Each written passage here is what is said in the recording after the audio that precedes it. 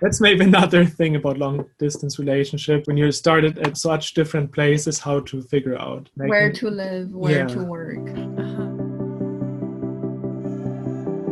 So, hi folks. I'm here with the lovely couple Julia and Matthias, and I am so excited and honored that they're here. They're going to share their love story as well as how they overcame a lot, especially in the past year with all the craziness in the world. And I'm really happy to, introduce you guys and let you know more about them. And I hope you'll be touched. And just so you know, Julia is a great friend of mine, and I'm just now meeting her fiance, Matthias. And yeah, it's amazing. So please, guys, go ahead and introduce yourself. So I'm Matthias. I'm from Germany, and currently I'm studying like 2 courses of philosophy. And before that, I studied theology, both for undergraduate and graduate studies. So I just finished my degree last fall. Yeah. So I'm Julia, and I met April like 2 years ago at an International House of Prayer, and I'm currently studying master in counseling at Gordon Conwell Theological Seminary in Boston, and I'm graduating this May, and I've been doing like an internship as a college counselor, and yeah. That's basically it. Basically it for the start. Yeah. In the International House of Prayer, that's where a lot of our faith has been cemented. I mean, we had our faith before, but based on what we learned and what we went through while during that internship, we grew a lot. And it's just exciting to see our lives now after the internship. So how did the two of you meet? Yeah, show that ring, girl. Yes, it's beautiful. It's really beautiful. Thank you. I really like it. How did we meet? So after IHOP, I went to seminary in September 2018, and Matthias was actually he came as exchange student from Germany only for 1 semester. And we met each other already at the international student orientation, and we sat at the same table and just started like talking and had really good impression on each other. But we didn't really get to know each other more after that, because I think I was just more I was spending a lot of time in just prayer and reading the scriptures and with a small group of people. I didn't really get to know him, but we really got close after we sat down at lunch table together, and we shared each other's testimony, and then later on we went for coffee together, and just we realized that we really enjoy spending time with each other. And during the last month or so, we just spent a lot of time, especially in the finals. During the finals, we would always hang out in the evening, just talking to each other, get to know each other, and then in the end we've met each other in New York before I traveled back to Germany after finishing my studies in Gordon Conwell. So that was really significant for me, actually. She just came to see me at that time. We spent a day together, and then I got back to Germany. She got back to Kansas City for Christmas. The both of you were international students in the United States, in Boston, right? Julia, you're from China, and y'all met in the States. Wow, what a story. Only for because Matthias was only there for like basically 3.5 months. God's best plan and his timing, because and it took some courage, I think, because he was like, I know that he was gonna leave for Germany really soon, but I really felt like I met the one person that God has for me, and he felt the same. And I came to the United States, and I was like, I'm not gonna start a relationship here, because it's just 4 months. It would mean long distance from the outset. And so some people in Germany said like, oh, maybe you're gonna meet somebody, and I was always very reluctant and said like, no, it's just such a short time. That's amazing. So both of you did not really have a plan, or you didn't have a thought that you would meet the one while in Bible school, right? I think a short answer would be 90% yes. Like I did not really intend to find a person in Bible school, but of course it would be nice. But I would say like especially when I was at IHOP, it was such a phase for me to really grow deeper in my relationship with Jesus. And right before I came to IHOP, I had a really not good relationship, like a unhealthy relationship in a lot of ways. And I think God brought a lot of healing to my heart, and I realized that that what I've been longing for and yearning for is that like intimacy with God and that oneness with Jesus. And then like relationship all of a sudden doesn't seem that important anymore. So I would say like my focus really on Jesus. And then ta-da, like I think it was really blessed in that way. So Matthias, you said that you weren't really looking for a long distance relationship when you just went to the US for your studies, but since you have been in one, right, what is it like for both of you being in a long distance relationship? I think before COVID, obviously, we always had a chance to see each other. And whenever Julia came to me, visited me, we always booked a flight ticket soon afterwards, because it's really important to have this like goal of seeing each other again, and to have like an idea about how long you would be separated. I think that was really the point that was really comforting to me to say so. So that's where, that's how we did that. So we booked flight tickets really soon. We would know when we would be reunited finally. And, then I think the other part that was really important for us was to really stay in touch. I think it's really easy, especially when you have a time difference of 6 hours. It's really easy to have your own schedule and to do your own stuff. And I think some people just, grow apart. And for us, I think we like talked at least 2 times a day. Oh, I mean, wow, awesome. I think that wouldn't work for everybody maybe, but for us it did. And so we talked like one time throughout the day, and then later in the day another time. And that's how you can share your life to some degree. So I think that's really important to keep in touch and to stay connected. I don't know, do you have anything to add? I agree with the communication part, and I think in the long distance relationship, just magnify the importance of very transparent communication. Especially for me, it's easy for me to be a little bit passive aggressive. Sometimes I just have a lot of things in my head. It's hard for me to really admit that I'm not feeling well or I'm grumpy. But I think Matthias was really attuned to my mood, and he would confront are you grumpy? Are you annoyed? So I don't know if that's people's stereotype of German people maybe direct. More direct maybe. I actually really like that, because then I would never go to bed feeling angry or having something that some anger or unresolved issues toward him.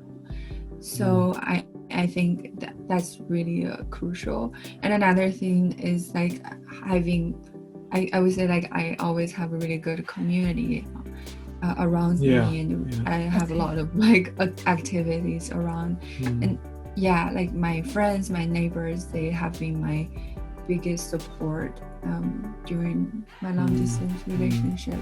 Otherwise I think I would put too much emotions on him, or expectations, which will not be good. Wow, so many gems being shared right here. It's really good. So the communication is the primary factor, and not just communication, but being transparent in the communication. And having community around you to support you. You're basically all the time just talking, we always said, we just know each other through FaceTime. You just see this the basically the face of the other person, that's all. You're just talking to each other, and then it's really good to have friends and to not focus only on your partner during that time, but at the same time having a lot to talk about is great. So, and I think like Matthias' family also has been such a huge blessing for me. Like his mom and dad would like text me and his sister, because like especially during the COVID time, like we weren't seeing each other for like almost 11 months, which is a long time, and I it's really important for me that I do have a family in Germany. Like I do have not only Matthias but his family care about me. That makes me feel like more real about the relationship, because when you're in long distance relationship for a long time, sometimes you just feel like, is he my imaginary fiance? But to have some people to remind you, oh, it's real. Like, it is, it's having a real impact on reality. Yeah. Also, Matthias' family really supported you in this journey. Yeah, I really appreciate that. Yeah, they've been just in touch with her through WhatsApp, and we added Julia to the family group on WhatsApp, so she would like be able to participate in our daily life to some degree. So amazing. Yeah. Wow. So you mentioned COVID kept you apart for 11 months. I remember communicating with Julia sometimes about this, and I knew it was really difficult. So how can you talk about how COVID affected your plans, and how did you overcome it? It wasn't easy. Yeah. So I think there are two different perspectives, because for me, 2020 was also the year when I wrote my thesis, and I had a lot to do for my studies. So I think almost the first half of the year was really preoccupied with, I was really preoccupied with working on that thesis, and I just committed myself to that. So I think for me it was like, especially in the first half, maybe 3/4 of the time of separation, I had something to focus on. So I think emotionally COVID wasn't that hard during that time. I mean, we had some plans. We booked a ticket for May when Julia was supposed to come back to Germany, and we made plans to get married in Denmark. So those plans didn't work out, obviously. And I think that's quite frustrating, because you just expect that to happen, then it crosses your plan. But then I had so much to do that I couldn't dwell on that. So in some sense I was like putting my mind into that at first. But then when I didn't know when we would be able to meet each other for a long time, and then after I finished my thesis, I was really like longing to see Julia again, and to be reunited soon. And for quite some time it wasn't clear when that would be. And I think so in the end it was stressful for me to not know when to see each other, and that really affected me, especially in the end of our waiting time. I think for me it was like more stressful, because and like COVID first started like in China, and like that was already in January. Like I was already super anxious, because I could see that the whole world would be affected. But back then, like I like, other than Chinese people, like the rest of the world didn't really like predict that this is gonna happen. But I was already telling Matthias in January that we probably won't see each other until like the very end of this year, because I predict that world travel would be affected.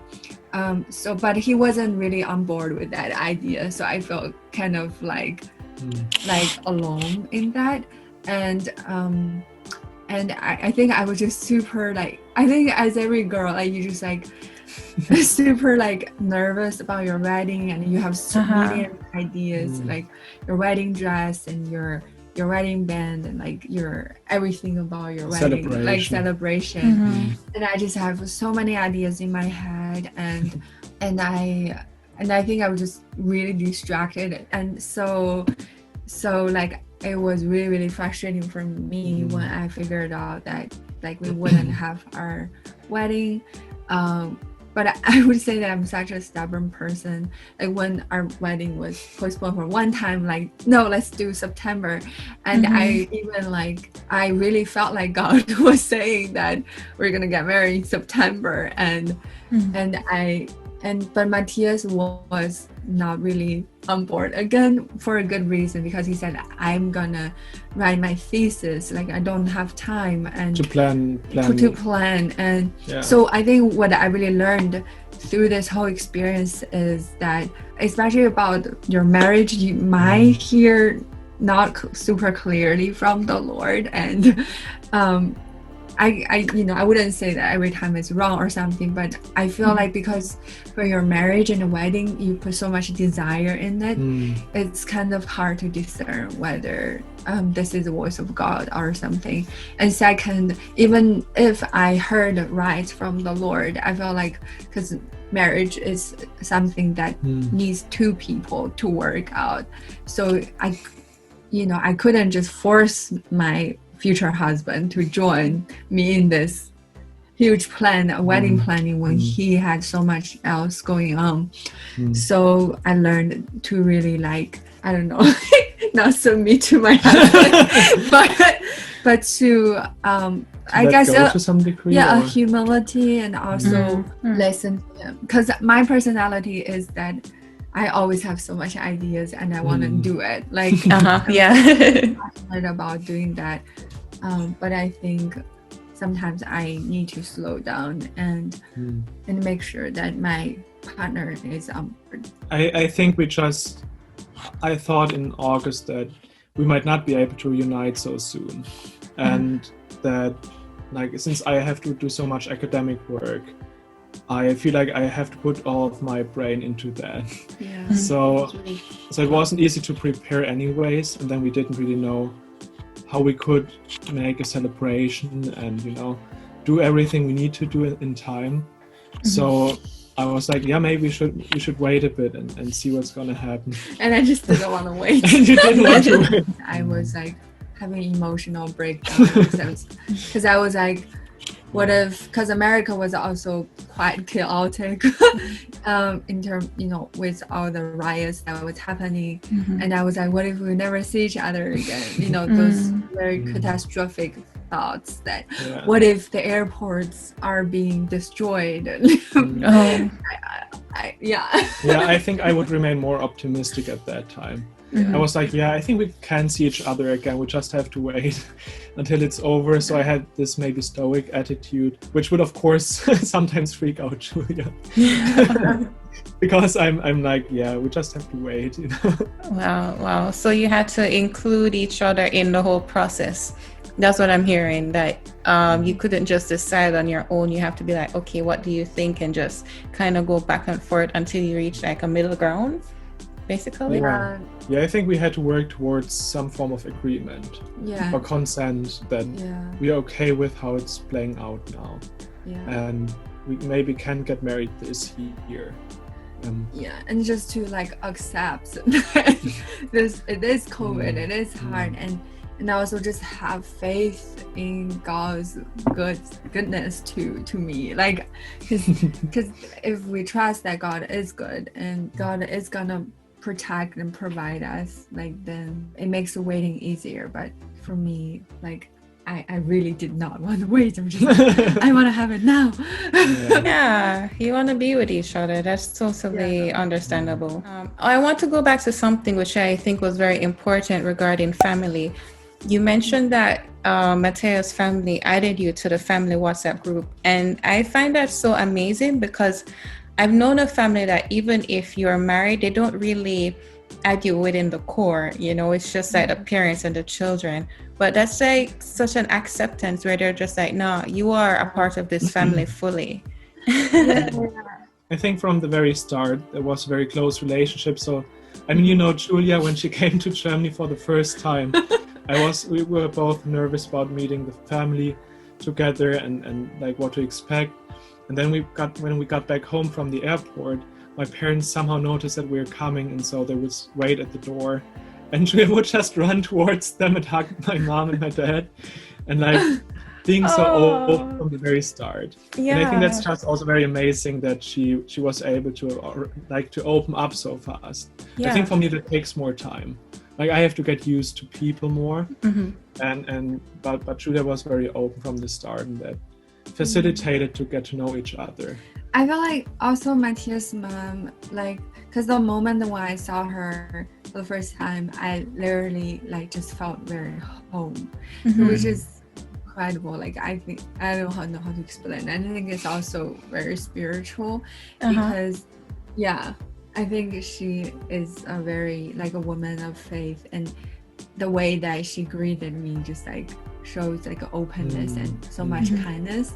It just makes sense because Matthias is such a kind person. When I met his parents, really made sense to me, like why he's the way that he is. So, yeah, and it really made easier for me to open, and I never felt excluded in this family. Like, never. I mean, I've been spending a lot of time, month and month with them now. And if you add up all the time, I never felt like they were seeing me as different or like, excluded from the family. Yeah. Wow, so good. That's a blessing. It really is. All right. So let's get into some fun stuff. What gift ideas do you have for those in a long distance relationship? So Julia did an amazing job. Basically, she got a German Amazon account.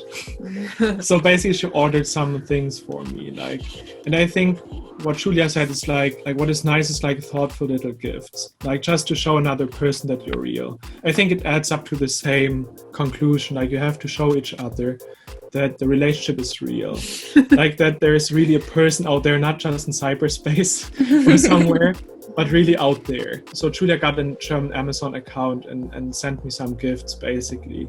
Later on, when I was more free, I also got used my American Amazon account to buy her some gifts, and I think that's really something important actually. Like I think for me, my primary love language is not gifting. It's more like words of encouragement and being close physically. But that didn't work, obviously. And for Julia, that's, I think, more central than for me. And I really appreciated that. Like when I got the gift, it was really nice because she wrote those What's little your cards. favorite gift? I mean, so one thing I got was, because I'm a Lord of the Rings fan, and she sent me like a card, or like a map, not a card, a map of Middle Earth, like stuff like this. In the movie. Yeah, from the movie. Stuff like that where you feel like, like my partner knows me, like knows what I like, and shows this knowledge by giving me a gift. I would appreciate. And I think that's really important for people in a long distance relationship, that you're finding ways of somehow being close even though you're so far away from each other. So gifting is an important, I would say, and somewhat important part of your, in a long distance relationship, and you're thinking about how to get closer. I think that's really a good way. So get an Amazon account. Yes. And I think another cute thing to do is like we had some like date, because we talk to each other every day, and like sometimes I'll be just in my pajama, like with my messy hair and this stuff, and like not like sometimes it's not like really quality time. Sometimes I'm like walking to class and just calling him. So what we did was like we just set apart like some time on the weekend and just really just have a lunch together, like virtually, and then I would like dress up, and Matthias would also dress up, and like he would like put some flower, like roses, on the table, and just have a virtual day. Have some form of candlelight. Dinner / lunch. And having like some nice music in the background. So that was nice, like just being intentional. I think it's really about being intentional. Yeah, that's such a beautiful memory. Like Julia was dressing up so nicely, and like after just seeing each other, like for me it's always late night when we would talk for a longer time, but then just setting apart this time and seeing her like looking super beautiful, that was just it was so surprised, and it was so I think you were amazing. surprised. Yeah, that's so amazing because like you have some routine on FaceTime, and then breaking this routine, it's just really important, and having some special time together. Like, that's one of my favorite memories from that time. Aww. Oh. So, in a nutshell, basically, try to understand what your partner's interests are and give them gifts that really show, like, symbolize that you know them and you know what they like and enjoy. And also try to break up your routine a bit. So even if you have to be talking a lot, which is important, make it special sometimes, right? Yeah, exactly. Good summary. Yeah, awesome. I know that the two of you travel together sometimes. So what was that like, traveling with each other? Yeah, we really blessed. Like we traveled so much, especially 2019 pre-COVID time. I think we were in 3 different continents. Like Wow. in North America and then Europe and China, like that. From May to September, we were just like constantly flying or on the road, meeting family and friends for different reasons, and so that was really cool. I definitely you get to know each other a lot through traveling. What did you know about me through travel? No, I think what was great about that is just to share a lot of different experiences together. Yeah. So I think getting to know each other for me works maybe a bit better when we're just like now spending time in the same place, having an everyday life together. But being on the road together really is an amazing time to talk, to see beautiful landscapes, to try different kinds of food, meet different people. I think just having this experience of doing different things together, I think that's just something I really love about that time. So for me, of course, most interesting part was going to China and meeting Julia's family there, and just seeing the places where she grew up, because she's been to Germany a couple of times before that, but I've never been to China. So it was also nice to go there and just to be in a country so far away, not only geographically but also like from the cultural perspective. It's kind of I think I would say it's very different from Germany, and a lot of good food. yeah, right. and just being there was great. Just seeing people and getting to know the family, and I think I also like just meeting people together. For example, Matthias had a friend in Eastern Germany, like in Berlin and in Cottbus, and I really loved just like meeting people with him. And I am more like charismatic. I like praying with people and stuff, and Matthias is more philosophical, so it was quite interesting when we meet people and like we just get to know people in different ways because we have different styles. And also it's really nice to road trip together because then you can listen to music. Listen to music, like music that you liked when you were in high school, and and then just we had a really good conversation, sometimes really serious conversations just in the car driving. It was such a good time. One thing that stood out to me is that the two of you are multi-ethnic, right? International. So even with learning about each other's backgrounds, you're learning about new cultures and new people, new way of life. That's amazing. It is. Like I would say, for example, when I went to China, I would say just approach, for example, to family life is very different. So in Europe, and especially in Germany, I would say there are more informal things about family relationships. So it's pretty much about how you feel about each other, but there's not something like a hierarchy or like different positions in a family. I'm just not used to that as much. And also I have a very small family, so actually has a bigger family, like more people belonging to the extended family, and just having different ways of relating to each other and like having different seats at the table, for example. All of this was very different for me. Yeah. But I think what I really like about that is that it takes people seriously. You have a role in your family and you don't have to search for that role. It's just there. It gives you some form of idea about who you are. You know, you see your family once in a while and everybody meets up together and stuff like that. So I think that's just different in Germany, for me at least. It's not having so many like small rules, maybe. And I think I also like, for me, because I was already living in America and Canada like before, like I had those experiences, longer like time staying in North America. So I feel like German culture wasn't like that strange for me, because it's still like a Western culture. So I didn't feel like too much cultural shock when I got here. And if there is, I just like really just joke about it and stuff. But I think living here, I really noticed that German culture is more private, and For sure. and people really love to follow the rules compared to Chinese people and stuff. And then you just have to respect that. And for me, like I believe that like every culture reflects a part of who God is. But also every culture, there are things that are fallen, very broken. And so I just love to like get to know different cultures, so you really get like a more whole perspective of who God is and who like what humanity is. I love multicultural relationship.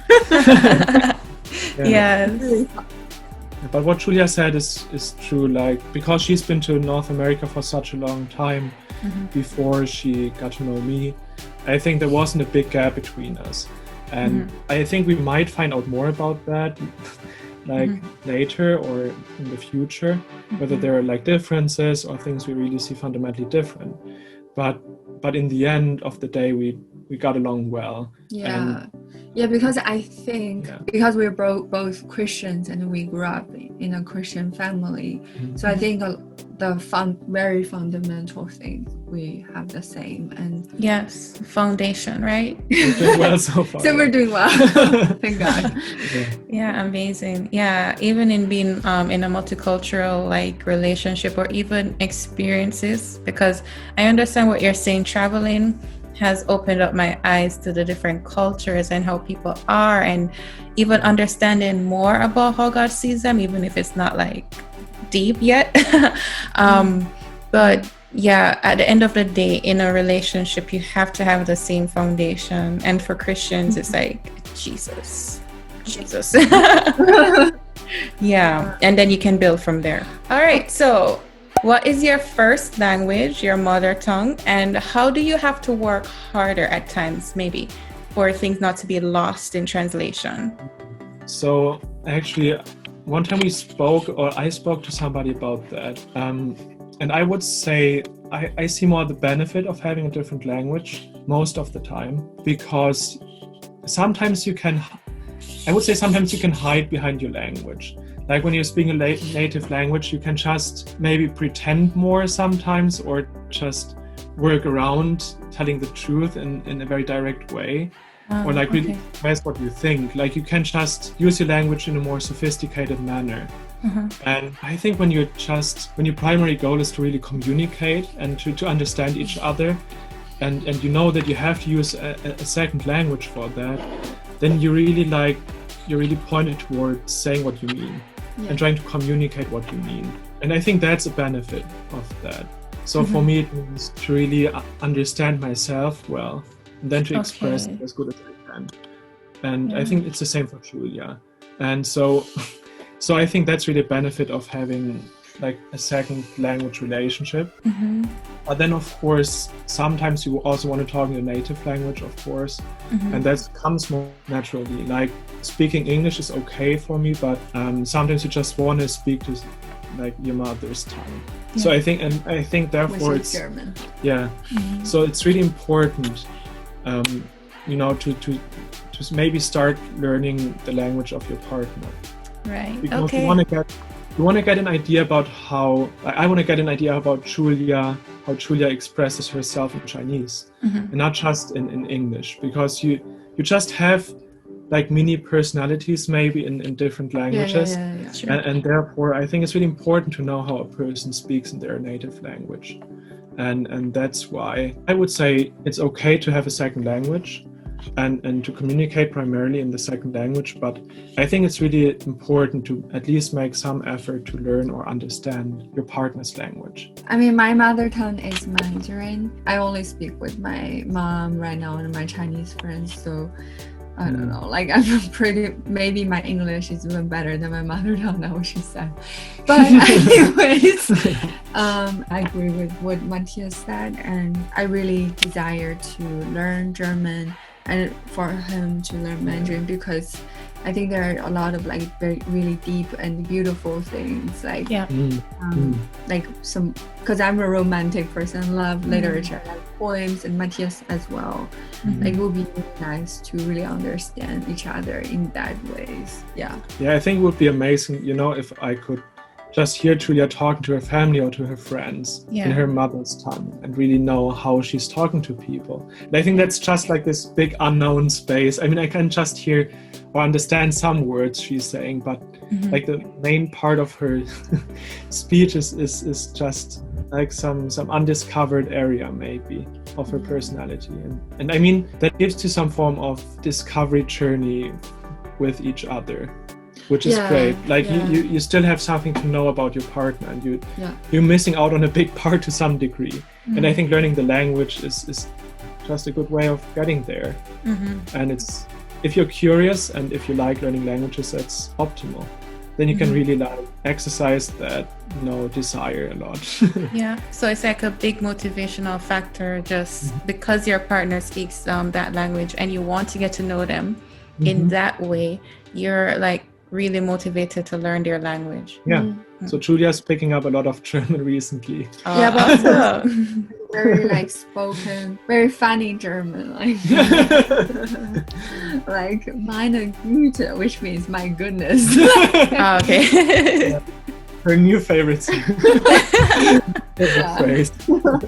I like always to continue to joke in German. Like I wanna, when I learn language, I wanna know how to joke in that language. I just basically know how to order food in Chinese. Like, how do you order? 我要吃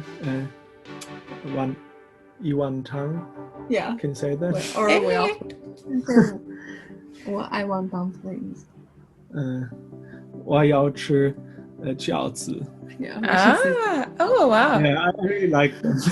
Yeah, that last phrase actually sounds familiar to me. I don't know why. I don't know if I heard it in a show or something. Yeah, but I get it because I'm learning Spanish right now. And it's true that when I hear my Spanish friends speaking in Spanish, there's just something that's different than when they relate to me in English. I don't know, like the personality like flips or switches. And even sometimes when I'm trying to translate my English into Spanish, like when I use a translator, it doesn't come across the same way. No, that's true. Yeah. That's maybe the main part where you're missing out on each other's speech, because sometimes you have those very precise things in your head. Yes. And you want to express exactly that, and then you look up an English word for it, and it just doesn't express the same. Yeah, that's true. I mean, those are exactly the parts you want to get to know by learning the language. Yes. My favorite part. What advice would you give to anyone who is single or even in a relationship and they're waiting for their desires to come to pass or to happen? So I think from our story or our history, we really didn't. I think, of course, it's always a big desire for many people to finally find your significant other. And I mean, I think it's really, I remember myself waiting for the soulmate for a long time. I think when I was a teenager, I really wished for, really wanted to have a person to talk to about everything, because you don't share everything with your peers. And maybe you have some close friends, but you wouldn't share everything. And I just imagine my soulmate to be a person to share everything with, like my experiences, all the places I like, you know, my inner thoughts and feelings on a very direct level. And I think for some time during my undergraduate studies, I was pretty much, you know, searching for that soulmate, or like I wanted to have that soulmate right now to some degree. That wasn't the same all the time, but for a significant part of my undergraduate studies, I was looking for that. And very much, and also driven by fear to not find that person. I think that's what many people might feel when they're single, especially, you know, when you're approaching your 30s, maybe. You're like, many people feel like, will I ever get to know this person? And I had that same feeling for a long time, and was a bit driven by fear. But then I think what I learned, I was also in a relationship before, and it didn't work out for some reasons. And what I really learned after that time of breaking up was that I shouldn't depend on a relationship. And I mean, that sounds really annoying for people who are waiting for one. But I think what I discovered during the time when I was single again was that I'm a complete person on my own. And I remember giving a short speech at church because we had like this sermon series about relationships. And one part was about being single. And so my pastor asked me, like, do you want to tell people about being single? Can you share something about that? And I think what I said is, like, in church, we shouldn't assume that people are only, you know, complete or somehow better when they're finally having a family or finally having a partner. Yeah. I think in some parts of church culture, that's really a big deal to be married, to have a family. Yes. And I said, I don't want that. I feel okay being single at the moment. And I would encourage everybody who is a single right now to really take the time to discover more about yourself, to really maybe find your calling, your thing, and really see it as a time of preparation if you want so. Like, if you want to be a good person, a good partner, it means working a lot on yourself, even when you're in a relationship. So if you really take that seriously, you can take your single time of being single as a preparation period for your relationship. And that means really knowing who you are by yourself. And then I think if you have a strong sense of identity, that's a big gift you bring into a relationship. Yeah. Because then you don't need your partner to, you know, give you some form of identity. Yeah.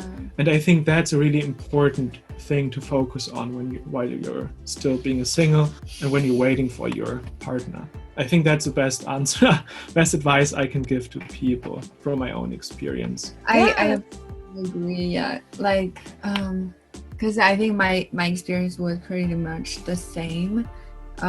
You know, when I was in my early 20s, like, also developmentally, like, you know, in psychology, we're calling in the early 20s, it's your identity formation time, and it was really, it's really important for you to, like, really know yourself, like, be more self-aware, know what you want and what is good for you, or like in a more spiritual language, what is the best for you, like in God's eyes.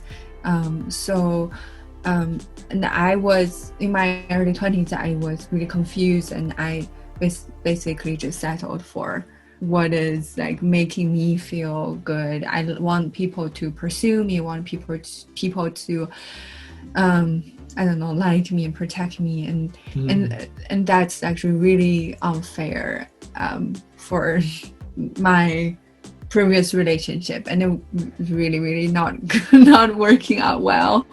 So what I really learned is that in the singleness, it's actually really precious time to really get to know yourself and to, of course, get to know God more and yourself more, and to build really strong friendships as well, because friends are so important.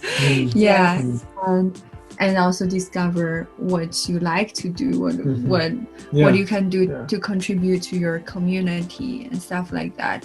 And I think it's even in a relationship, whether you're married or not, I feel like you really have to accept the fact that not a single relationship, not a single person can really satisfy you, because you know, this longing and desire that we have for a love that will not quench, love that's, that's unconditional, that's that's passionate all the time, that it's only God's love can fulfill that desire. And for me, my time at IHOP really taught me that, and I truly experienced that the love that Jesus has for me, which is just so mind-blowing, so amazing. And I and even now, like, I still need to remind myself that I'm really satisfied with my relationship with Matthias, but I have to remind myself that only Jesus can satisfy me, like, for real. So yeah, not to, like, idolize a person or relationship. Yeah, it's amazing. But I like what you say about getting to know yourself and being confident in yourself and what you can do to know what you can add to the relationship, God willing, that's coming. So what book would you recommend that you think everyone who desires marriage should read to prepare? There's a book that we recently both read. It's called The Gift of Being Yourself by David Banner, and he is a depth psychologist and also spiritual director. The idea of this book is that we, like, self is where we met God, and when we really commit ourselves to knowing ourselves and to basically just confronting and be really honest with yourself and invite God into that space, you will inevitably, like, grow in your knowledge of God. Because I think everyone, we carry a lot of wounds, we carry a lot of just things from our past, from our childhood and our family, but we tend to repress them, or, like, just not to address them, but they actually affect us a lot, consciously or unconsciously. So true. Just open up to God and invite him into the space and to heal you. And I think it's a lifelong process, really. Like, it's a redemption process, but it's just so worth it. It's just so worth it to invest your time and energy in that. And then you will really grow closer to God, to yourself, like, and to others. And that's actually so attractive when a person is doing that, and I think you would attract a good person. So true. Yeah, I agree. Yeah, I think for me it's also hard to know exactly which book I would recommend. But I would go into the same direction. Like, there are some Christian depth psychologists who wrote about relationships. So actually, I just know a German author right now. I've read like a couple of books of his name is Jörg Berger, but that's not a known name for, like, people outside of Germany. But he also wrote about your relationship style, for example, and he would say that's heavily influenced by your family, that's heavily influenced by your previous experiences. And I like this. What I like about depth psychology in regards to relationship is how they really try to uncover the hidden structures, how you even perceive other people or a relationship. Because normally we feel like we think we just see objective reality about other people and about ourselves. But of course we don't. There were specific patterns in the family, there were specific patterns during your upbringing, specific values ingrained in you, and those values really play out in a relationship. Because you get so close, you have to find consent about how to raise children, how to make money, how to have a career together, and all of this requires agreement to some degree. And I think when you talk about this, everybody brings, like, those expectations into the relationship, and then you have to somehow figure out why they are there, because they can be different. It's not like the same for everybody, even if you're a Christian. And therefore I feel like finding a psychologist who writes about relationships and ideally includes Christianity and faith, that's, like, perfect. If you find a person like this for your context. But I do believe that sometimes it's about, Christ and the church, like, to know that how just how Jesus sees you is so important. His love for you. Yeah. And as a secular source, there's a YouTube channel called School of Life. Okay. Maybe you've heard about that, I don't know. It's not a Christian source, so it's important to know the philosophical background to some degree. But that's a heavily influenced by depth psychology, and they really talk a lot about vulnerability, about imperfection, how people really come into a relationship, and deep down there's this wounded little child, there's this injury in every person, and how to learn how to accept that, how to achieve emotional maturity is like a big topic in their work. And so I feel like watching their videos helped me a lot of times, even though there are some I don't agree with. I don't know, topics like, open relationships and stuff like this. It's not what I personally support, but they're really good ones about vulnerability and about being honest with yourself and how to look at other people, see their hidden vulnerability better. So I think that's really important to just have this material at hand. Also Teller's Meaning of Marriage is also like a classic. The Meaning of Marriage? Yeah. By Tim Keller. Oh, right. Yes, I've read that book. It's really good. I've read that like I think a year ago. So there are different resources basically, and choose wisely. But we'll link all those resources mentioned in the description box below, so you can check out the books as well as the videos from School of Life. So just to land the plane on this interview, which has been going so excellently, you've been sharing so many good gems. Thank you. If you could describe long-term travel in one word, because you've both been traveling long-term for a while, what would it be? So my first word actually would be privilege.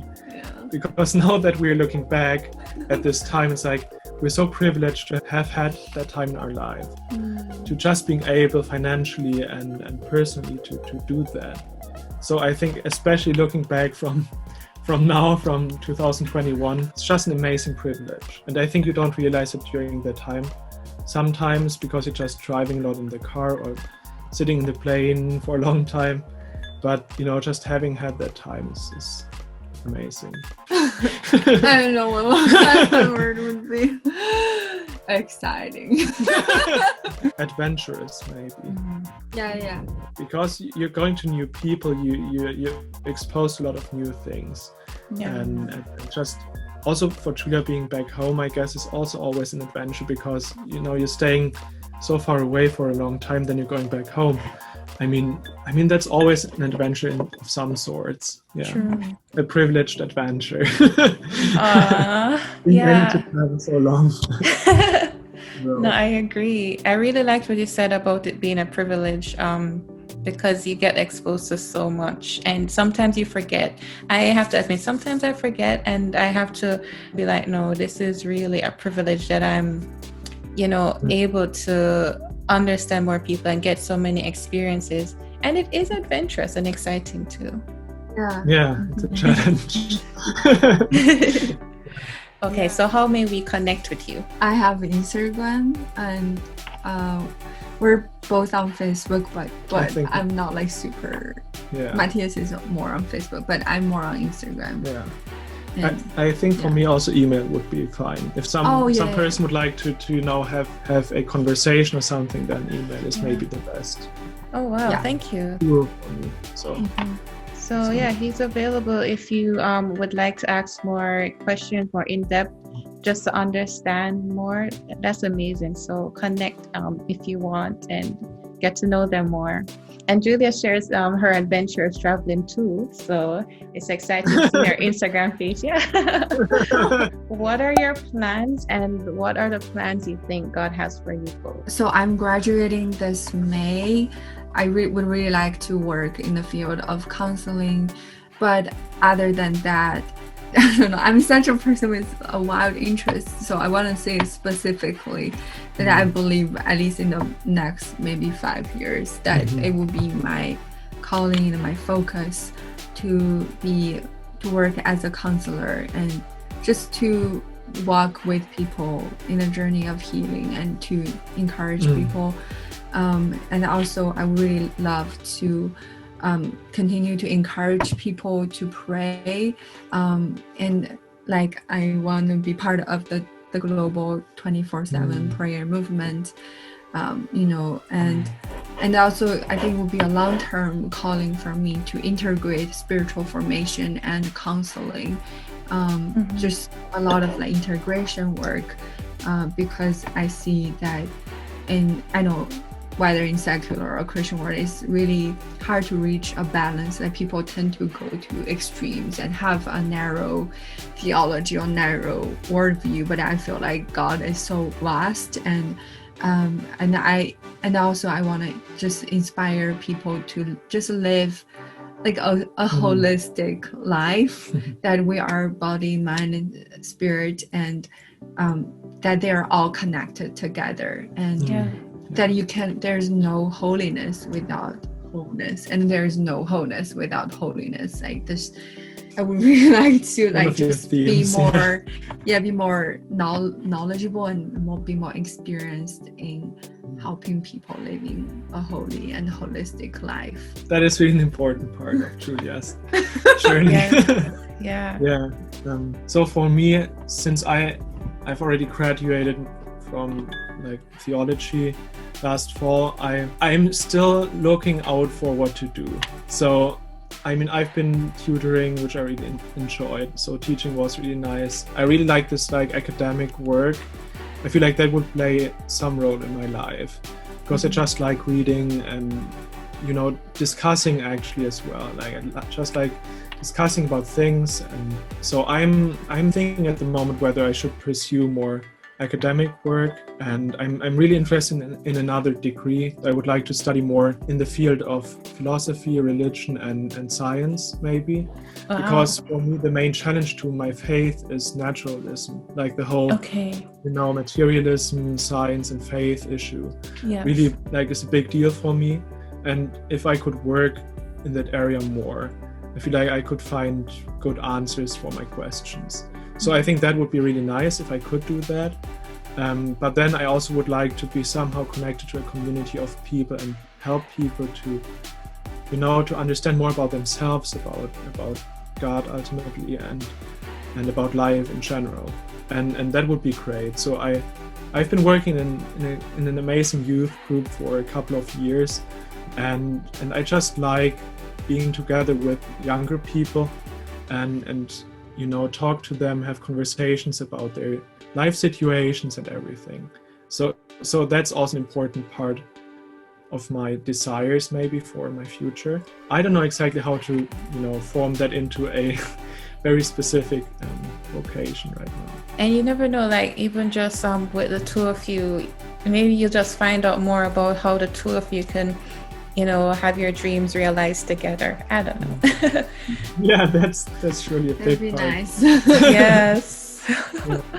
That's maybe another thing about long distance relationships, like when you started at such different places, how to figure out where to live, where to work. Make those decisions together. So that's going to be a part of 2021 for us. Yeah. Oh man, but I'm excited for the both of you, and thank you so much for taking your time to come here, answer questions, sharing your story, giving inspiration, all of that. So as you can see, as I said, you can connect with them in the links below. Thank you for watching. I hope you enjoyed it, that you yourself were inspired and learned so much, and I look forward to seeing you all soon. Have a great day. Bye. It's been a pleasure to talk to Thank you. Yes.